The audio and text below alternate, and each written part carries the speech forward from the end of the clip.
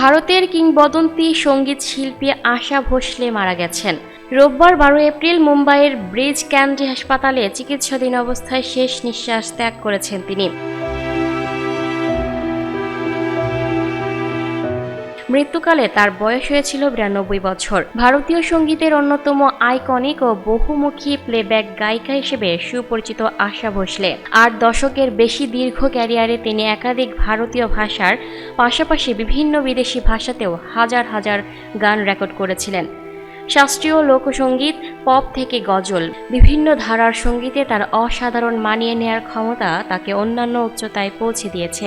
দীর্ঘ কর্মজীবনে ভারতীয় সঙ্গীতে অসামান্য অবদানের স্বীকৃতিস্বরূপ আশা ভোসলে অসংখ্য সম্মাননা পেয়েছেন।